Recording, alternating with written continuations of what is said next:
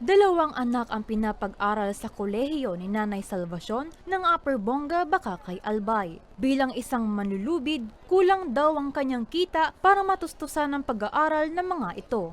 Maswerte na lamang umanot may mga programa ang pamahalaan para sa mga katulad niyang isang kahig isang tuka katulad ng Sustainable Livelihood Program o SLP ng Department of Social Welfare and Development o DSWD Bicol kung saan isa siya sa mga napiling benepisyaryo. Sa payout ng naturang programa sa kanilang bayan kaninang umaga, isa siya sa mga nabigyan ng 15,000 pisong pampuhunan. Gagamitin niya daw ito para makapagpatayo ng maliit na sari-sari store.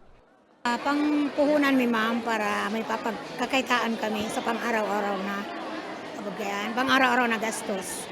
Tapos, after that, maano naman kami para madagdagan puhunan ng samuyang sari-sari store. At para sa akin, sobrang kaugmahan ko na nakatanggap ako for the first time kining Sustainable Livelihood Program. Nakulang tabang na ini para sa samuyang pamilya. Gagamitin din ng benepisyaryong si Nanay Edna ang natanggap na tulong para pandagdag puhunan sa kanilang babuyan. Sa pang-ano lang, pang-araw-araw ng baboy, ng pangpakain. Maraming salamat sa Ako Bicol, tapos sa Sustainable Livelihood Program na ito. Nakasali ako. Bukod sa payout kanina, 225 na Bakakayanos ang una nang nakatanggap ng tulong pinansyal kahapon, July 14 mula sa parehong programa. Naging posible naman ng payout dahil sa patuloy na pagsusumikap ng Ako Bicol Party List na makahanap ng pondo para sa iba't ibang programa ng ahensya.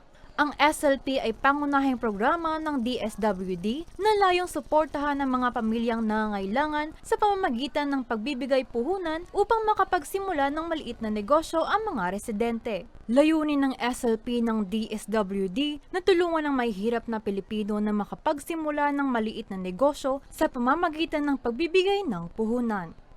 Para sa mga balitang Tatak Bicol, El Yanzon.